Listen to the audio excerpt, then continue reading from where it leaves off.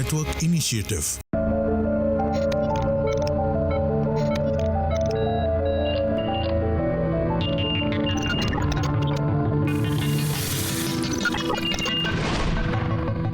नमस्कार, माझा डॉक्टर कार्यक्रमात मी डॉक्टर महेश चिटणीस सर्वेक्षकांचं मनपूर्वक स्वागत करतोय. आपल्याच्या कार्यक्रमाचा विषय आहे तो आहे शिलाजीत. या विषयी असणारे समज गैरसमज आणि त्याची असणारी आयुर्वेद संकल्पना आणि विषयी चर्चा करण्यासाठी साक्षात धन्वंतरी समान असणारे वैद्यराज समीर गोविंद जमदग्नी सर आपल्याच्या कार्यक्रमात सहभागी झालेत. तर आपली सर्व ओळख करून देतोय वैद्यराज समीर गोविंद जमदग्नी सरांची. नमस्कार सर. नमस्कार. वैद्यराज समीर गोविंद जमदग्नी सरांनी आयुर्वेदाच्या क्षेत्रात केलेल्या मूलभूत संशोधनाबद्दल आणि केलेल्या सेवेबद्दल त्यांना विशेष करून भारत सरकारतर्फे राष्ट्रीय धन्वंतरी पुरस्कार देऊन गौरवण्यात आलेला आहे. एवढंच नव्हे तर त्यांची निवड आता राष्ट्रीय गुरुपदी झालेली आहे. मला आवर्जून ह्या कार्यक्रमाच्या माध्यमातून सांगायचं वाटतं की गेल्या काही वर्षात विविध आजारांचं प्रमाण खूप वाढलेलं आहे, ज्याच्यामध्ये जीवनशैलीशी निगडीत आजार आहेत, ज्याच्यामध्ये मधुमेह, उच्च रक्तदाब, हृदयविकार आहे किंवा त्याच अनुषंगाने मेंदूशी निगडीत समस्या म्हणजे पॅरालिसिस, स्ट्रोक सारखे आजार आहेत. कोलेस्ट्रॉलची समस्या असो, फॅटी लिव्हरची समस्या असो, थायरॉइड सारखा आजार असो किंवा त्याच अनुषंगाने पोट विकार आहेत, ज्याच्यामध्ये ऍसिडिटी, आम्लपित्त किंवा बद्धकोष्ठता आहे, ज्याला कॉन्स्टिपेशन म्हटलं जातं, पाईल्स फिशर्स फिशुला आहे किंवा त्याच अनुषंगाने लिव्हरशी निगडीत समस्या, लिव्हर सिरोसिसचं प्रमाण वाढतंय किंवा किडनी विकारांचं प्रमाण वाढतंय, ज्यामध्ये क्रॉनिक रिनल फेल्युअर सारखे आजार आहेत किंवा त्याच अनुषंगाने पुढे जाऊन विशेष करून कोलायटिस किंवा IBS सारखे आजार जे दीर्घकाळ चालतात आणि याला कोणतेही ठोस उपचार आपल्याला आधुनिक शास्त्रात दिसत नाहीत, पण विश्राम चिकित्सालय एक आशेचे किरण असं म्हणायला हरकत नाही. याच बरोबरीने मस्क्युलोस्केलेटल डिसऑर्डर्स म्हणजेच संधिवात, गुडघेदुखी, मानपाट, कंबरदुखी सारखी समस्या आहे. जॉईंट पेन, ज्याच्यामध्ये विशेष करून गुडघेदुखी प्रामुख्याने दिसतेच, पण त्याच अनुषंगाने फ्रोझन शोल्डर आहे किंवा करोनानंतर आपल्याला हिप जॉईंट एव्हियन म्हणजेच खुब्याच्या सांधेदुखीचं प्रमाण वाढलेलं आढळतं. त्याच अनुषंगाने गाऊट म्हणजे युरिक ऍसिडचं प्रमाण जेव्हा वाढलेलं असतं तेव्हाही आपल्याला सांधेदुखी, वेदना ह्या आढळतात किंवा त्याच अनुषंगाने तापानंतरची सांधेदुखी आहे, सोरासिस नंतरची सांधेदुखी आहे किंवा विशेष करून आपल्याला टेनिस एल्बो सारखी समस्या आहे, गोल्फर्स एल्बो आहे किंवा विविध प्रकारच्या इतर कारणांनी उद्भवणारी सांधेदुखी, ह्यासाठी सुद्धा आता सर्वोत्तम स्वरूपाचे उपचार आपल्याला विश्राम चिकित्सालयामध्ये मिळणार आहेत. विशेष करून स्त्रियांशी निगडीत समस्या, स्त्री पुरुष वंध्यत्वाचं प्रमाण गेल्या काही वर्षात वाढलेलं आढळतं, ज्याच्यामध्ये हार्मोनल इम्बॅलन्स हाही प्रामुख्याने आपल्याला दिसतो, म्हणजे थायरॉइड, PCOD सारखी समस्या आहे, मासिक पाळीशी निगडीत समस्या आहेत. विशेष करून पुरुषांमध्ये शुक्राणूंची कमतरता किंवा स्पर्म क्वालिटी चांगली नसणं अशा समस्या आपल्याला दिसतात, ॲझोस्पर्मिया सारख्या समस्या दिसतात, लैंगिक समस्या आढळतात आणि या अनुषंगाने वंध्यत्वाला बऱ्याचदा स्त्री पुरुषांना सामोरं जावं लागतं. तर आपल्याला जर का बाळ होण्याचा अपत्यप्राप्तीचा आनंद हवा असेल तर जरूर आपण विश्राम चिकित्सालयाची कास धरा. आणि या व्यतिरिक्त जेव्हा आपण असाध्य आजारांची चर्चा करतो तेव्हा अर्थातच कॅन्सर सारखा भयावह आजार आपल्या डोळ्यासमोर येतो, पण आज कॅन्सरवरती मूलभूत संशोधन हे विश्राम चिकित्सालयामध्ये होत आहे. आणि मला आवर्जून सांगायचं वाटतं की वैद्यराज समीर गोविंद जमदग्नी सर हे Nargis Dutt cancer memorial hospital जे बार्शी या ठिकाणी आहे, या ठिकाणी मानद चिकित्सक म्हणून कार्यरत आहेत. ह्याच अनुषंगाने कोल्हापूरला जे विश्ववती आयुर्वेद रुग्णालय या ठिकाणी सुद्धा ते मानद चिकित्सक म्हणून आपली सेवा देत आहेत. आणि विशेष करून विश्राम चिकित्सालयामध्ये आज कॅन्सरवरती मूलभूत संशोधन होत आहे. त्यामुळे कोणत्याही स्वरूपाचं कॅन्सर असो आपल्याला निराश होण्याची गरज नाही. एक आशेचा किरण आहे विश्राम चिकित्सालय. आणि याच बरोबरीने मला सर्व प्रेक्षकांना सांगावंसं वाटतं की डोळ्यांचे आजार असो, कान नाक घशाचे आजार असो किंवा आपल्याला इतर कोणत्याही स्वरूपाचे दीर्घकाळ चालणारे आजार असो, आपल्याला निराश होण्याची गरज नाहीये. विश्राम चिकित्सालय एक आशेचा किरण आहे. तर जरूर कॉल करा पुढील नंबरवरती. संपर्कासाठी जे आपण स्क्रीनवरती नंबर बघत आहात विश्राम चिकित्सालयाचे हेल्पलाईन नंबर आहेत, ह्याच्यावर आपण फोन करू शकता, अपॉइंटमेंट घेऊ शकता आणि या सर्व उपचारांचा लाभ घेऊ शकता. वैद्यराज, पुन्हा एकदा स्वागत आजच्या कार्यक्रमामध्ये. आज आपण शिलाजीत या विषयावरती बोलणार आहोत आणि आता सध्या याविषयी खूप चर्चा केली जाते, खूप समज गैरसमज आहेत ह्याविषयी. आणि सगळ्यात महत्त्वाची गोष्ट मला आजच्या कार्यक्रमात आपल्याला विचारायचं की शिलाजीत म्हणजे नक्की असतं काय, त्याचे काही प्रकार आहेत का, तो ओळखायचा कसा, आमच्या प्रेक्षकांना आपण काय सांगाल? शिलाजीतच्या विषयी आता खूप सगळीकडे गवगाव होतो आणि पूर्वीच्या काळी सुद्धा राजे रजवाडे लोक सगळे जे होते, धनिक लोक आणि शेडजी लोक सुद्धा याचा वापर खूप मोठ्या प्रमाणात करायचे. हे रसायन औषध आहे, म्हणजे रस, रक्त, मांसमय, अस्थिमज्जा, शुक्र हे शरीरातले घटक यांनी चांगले तयार होतात. परंतु हे दिसतं कसं आणि कुठं उत्पन्न होतं असं जर बघितलं तर पाकिस्तानमध्ये एकच गोष्ट चांगली आहे आणि ती म्हणजे शिलाजीत. बाकी इतर कोणाचाही शिलाजीत चांगला नाही, पाकिस्तानचा चांगला आहे, परंतु तो भयंकर मोठ्या किमतीत विकला जातो आणि त्याची तस्करी सुद्धा होते आणि त्यावेळेला त्याच्यामध्ये भेसळ होते. तर शक्यतो तुम्ही हिमालयातला 16,000 फुटाच्या वरचा जो पट्टा आहे त्याच्यातला शिलाजीत घेणं हे खूप चांगलं असतं. असतं. आणि हे शिलाजीत म्हणजे काय प्रकरण आहे तर वनस्पती वेगवेगळ्या ज्या असतात त्यांची मुळं, त्यातनं स्रवणारा जो चीक असतो तो, माती आणि त्यातनं जे सूक्ष्मजीव असतात ते कुजून त्याच्यातून उत्पन्न होणारी जी घटना असते त्याच्यामध्ये एक फुल्विक ॲसिड नावाचं ॲसिड जे आहे ते आणि ह्युमिक आणि नॉन ह्युमिक असे पदार्थ त्यात तयार होतात. आणि अशातून तयार झालेला आणि 80पेक्षा जास्ती खनिज असलेला हा एक खनिज पदार्थ आहे. आणि तो सूर्याच्या तापाने फुगून जेव्हा दगडाच्या चिरांच्या मधनं पाझरतो त्यावेळेस त्याला शिलारस किंवा शिलाजीत असं म्हणतात. ह्याला आद्रीज असं सुद्धा म्हणतात, शिलाजितू असं सुद्धा हिचं नाव आहे. रसशास्त्रामध्ये याचा वापर केला गेलेला आहे, चिकित्साशास्त्रामध्ये याचा वापर केला गेलेला आहे. आणि हे जे प्रकरण आहे पोटात घेतल्यानंतर अप्रतिम पद्धतीने उत्साह वाढतं. एस्पेशली फुल्विक ॲसिड जे आहे ना ते ह्या पद्धतीचा परिणाम करतं. हे केमिकली तयार करता येतं परंतु त्याचा परिणाम नॅचरल शिलाजितासारखा फारसा येत नाही. जोम वाढणं, ताकद वाढणं, टेस्टेस्टोरॉन शरीरातला जे ते वाढणं, हा प्रकार जो आहे ना तो यांनी घडतो. शिलाजिताने मन जे आहे ते सुद्धा नवचैतन्य मिळतं. सेक्स्युअल डिझायर किंवा ड्राईव्ह जो आहे तो वाढतो. आयुर्वेदाने रसायन आणि वाजीकरण अशा विधी सांगितलेला आहे.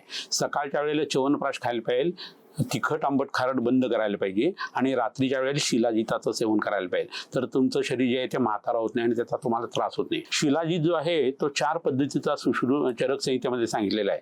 सोनं जिथं मिळतं तिथनं त्या पर्वतातला जो शिलाजीत आहे तो सुवर्ण शिलाजीत, असाच रौप्य शिलाजीत, ताम्र शिलाजीत आणि लोह शिलाजीत सांगितला गेलेला आहे.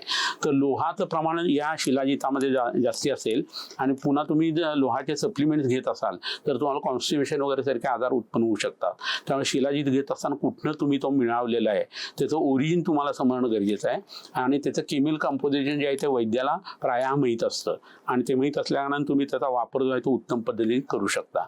तर एकंदरीत शिलाजीत हा प्राणीजीत सुद्धा पदार्थ म्हणता येणार नाही. नक्की सूक्ष्मजीव आहे म्हणतात त्याला प्राणी म्हणता येईल एवढंच आहे. बाकी फर्मेंटेशन मधनं जसं अल्कोहोल तयार होतं तसं इथं कुजण्याची जी प्रक्रिया आहे डिकम्पोजिशन त्यातनं हा शिलाजीत बनत असतो. आणि याच्यात मिरॅक्युलसली आढळलेली एक गोष्ट आहे, जिथं जिथं शिलाजीत मिळतो तिथं तिथं निवडुंगाची झाडं जी असतात ती घाट माथ्यावरती त्याच्या असतात. त्याच्या मुळातून स्रवणारा जो चीक आहे तो म्हणजे शिलाजीत असं म्हटलं जातं. आणि त्यामुळे शिलाजीत ज्यांना घ्यायला जमत नाही त्यांनी फवड्या निवडुंगाच्या मुळाचा काढा किंवा घनसार जर घेतला तर शिलाजितासारखेच गुण येतात.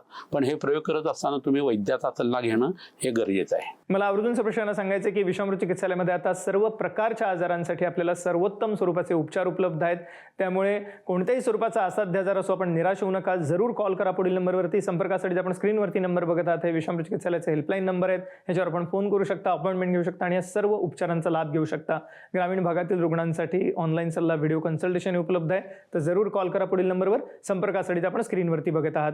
सर, एकंदरीतच मला या अनुषंगाने विचारायचं वाटतं की शिलाजिताचे काही आयुर्वेदीय गुणधर्म आहेत का, काय सांगता येईल? उत्तम शिलाजीत कोणता आहे हे बघणं त्याआधी खूप गरजेचं आहे. की शिलाजीत आपल्याला मिळाला तर तो बनावट असेल तर ओळखता येत नाही, इतका भेसळ जी आहे ती उत्तम पद्धतीने केली जाते हल्लीच्या काळामध्ये. पण एक गोष्ट लक्षात घ्यायला पाहिजे की खरा शिलाजीत जो असतो ना त्याच्यामध्ये तो पाण्यात टाकला तर पांढऱ्या रंगाची अशी एक तार त्याला येत असते. तो तापवला तर लिंगाकार असा फुगतो तो, परंतु पूर्णतः जळत नाही आणि त्याला गोमूत्राचा गंध येत असतो. ह्याच्यावरनं आपण शिलाजीत ओळखू शकतो. चिकट असं हे द्रव्य आहे आणि ते ह्या पद्धतीचं असेल तर उत्तम आहे असं म्हणायला काय हरकत नाही.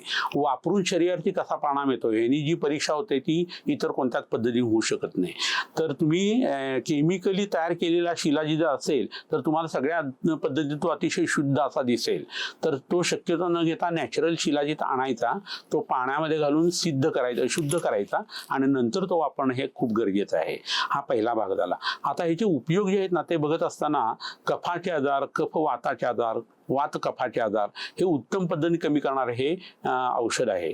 कफ शरीरातला आणि मेद जो आहे तो उत्तम पद्धतीने कमी केला जातो. स्रोतोरोध म्हणजे कोणत्याही पोकळीमध्ये कोणताही गोष्ट अडकलेली असेल, भावपदार्थ अडकलेला असेल, म्हणजे करोनरी आर्टरी डिसीज असेल किंवा ॲन्युरिझम आहे कोणत्या एखाद्या रक्तवाहिनीचा वाढलेला किंवा सिराज ग्रंथी म्हणजे पायातल्या व्हेरिकोज वेन्स आहेत, हिमोरॉइड्स म्हणजे मूळव्याधीसारखा त्रास आहे तर त्यातला रक्तसंघात जो आहे तो कमी करण्याचं काम जे आहे ना ते उत्तम पद्धतीने आपला हा शिलाजीत करत असतो. शरीराचं बलवर्धन करणं हेच काम आहे. ह्याच्याबरोबर शरीरातली सूज जी आहे म्हणजे इन्फ्लमेशन जी आहेत ना ती इन्फ्लमेशन्स कमी करण्यासाठी या शिलाजीताचा अप्रतिम उपयोग होतो. ह्याच्यातली जी अँटीऑक्सिडंट्स आहेत त्याच्यामुळे फ्री रॅडिकल्स कमी होऊन तुमच्या शरीरामध्ये कॅन्सर सारखी अवस्था जर निर्माण होत असेल तर ती पटकन कमी केली जाते आणि तुम्ही स्वस्थ असाल तर तुम्हाला कॅन्सर होण्याची शक्यताही कमी केली जाते. टेस्टोस्टेरॉन हा भाग जो आहे तो 35 नंतर पुरुषांच्या शरीराला कमी व्हायला लागतो आणि मग सेक्स्युअल डिझायर ज्यावेळेला कमी होते त्यावेळेला टेस्टोस्टेरॉन वाढण्यासाठी तुम्ही डंबेल्स किंवा वजन उचलायला पाहिजेत आणि त्याच्याबरोबरीने पथ्यपाल शिलाजीत घ्यायला पाहिजे.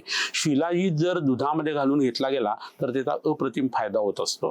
तर शुक्र शरीरातलं वाढण्यासाठी, आपल्या शरीरातल्या मेदाच्या गाठी जे आहेत त्या कमी करण्यासाठी, मूतखडे जे आहेत ते फोडण्यासाठी आणि त्याच्या बरोबरीने शरीरामध्ये ज्यावेळेला कोलेस्ट्रॉलचं प्रमाण वाढतं त्यावेळेला, मलावष्टप ज्यावेळेला होतो त्यावेळेला हे शिलाजीत हे प्रकरण वापरणं खूप गरजेचं आहे.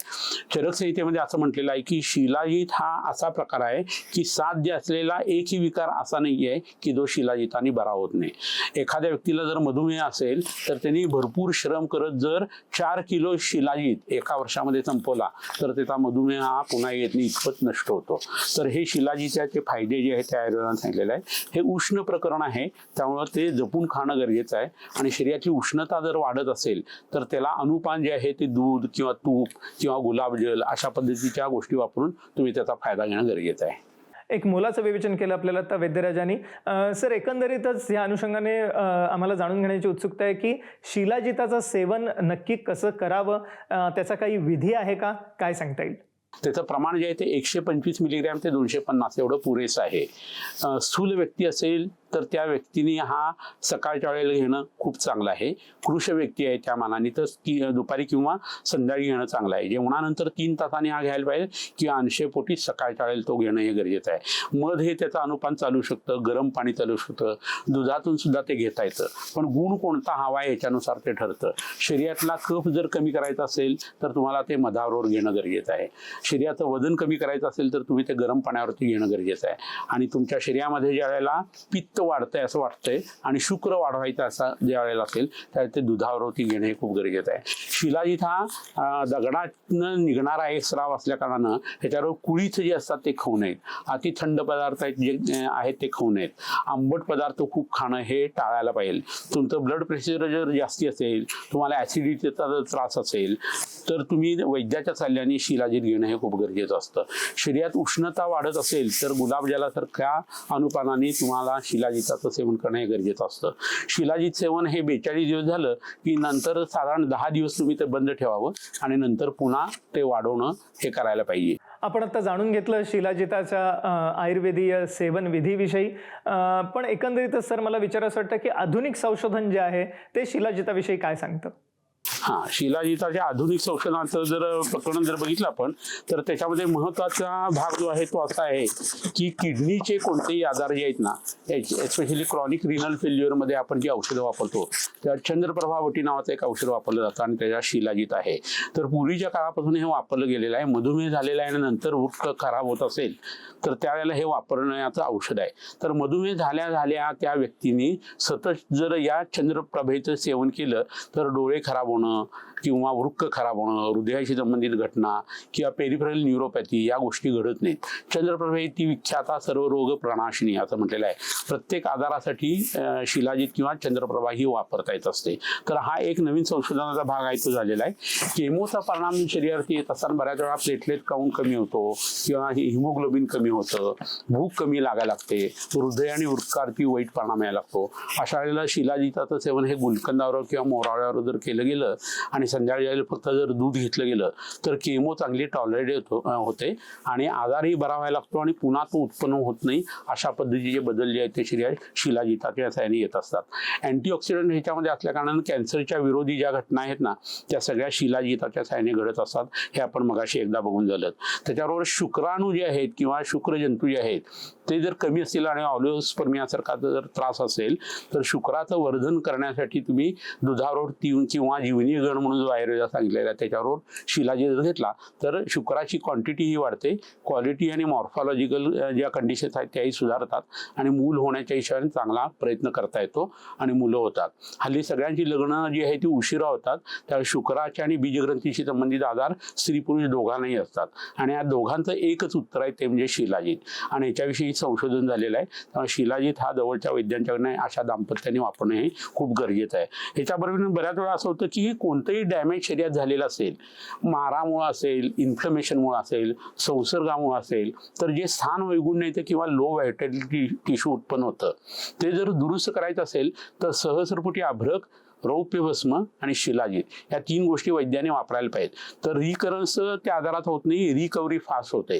तर प्री ऑपरेटिव्ह आणि पोस्ट ऑपरेटिव्ह आयुर्वेदिक औषधं कोणती घ्यायची ह्याच्यामध्ये शिलाजीतचा नंबर जो आहे ना तो अग्रणी आहे. त्याच्याबरोबर आपल्या शरीरातल्या ATP ची जी घटना आहे आणि जी क्रिया आहे ती उत्तम पद्धतीने सुधारण्याचं काम जे आहे ते याच्यामुळे घडत असतं.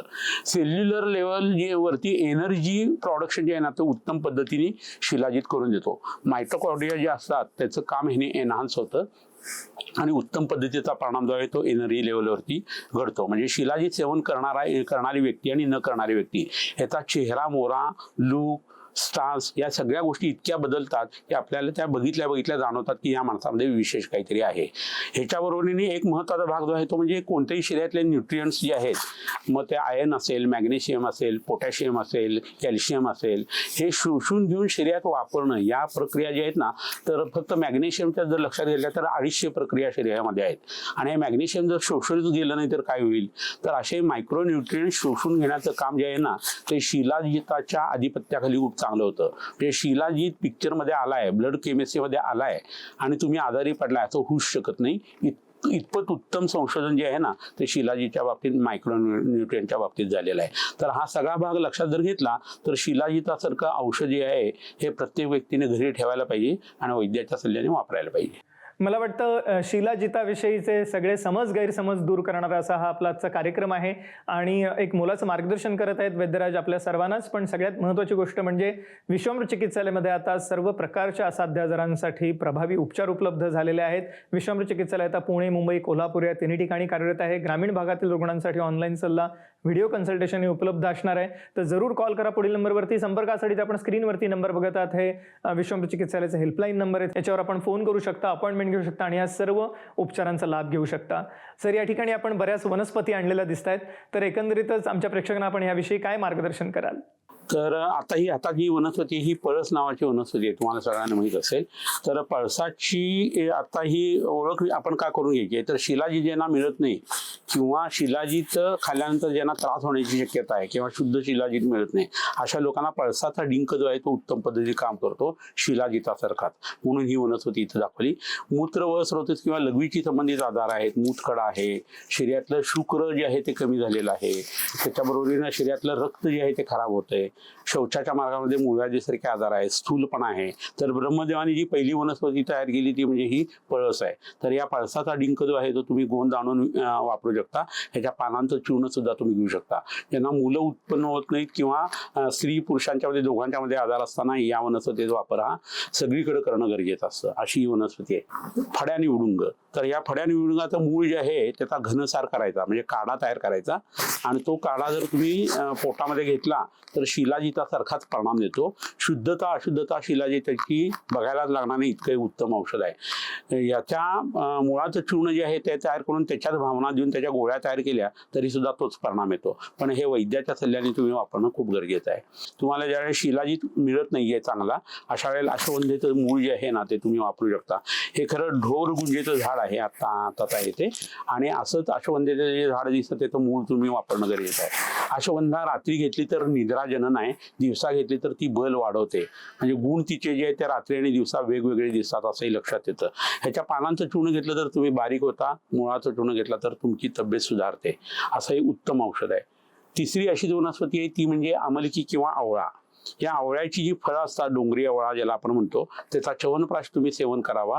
तो शिलाजितासारखाच परिणाम करतो. शिलाजित उष्ण आहे आणि ही वनस्पती थंड आहे, तर याचा वापर करून तुम्ही शिलाजिताचे गुणधर्म घेऊ शकता.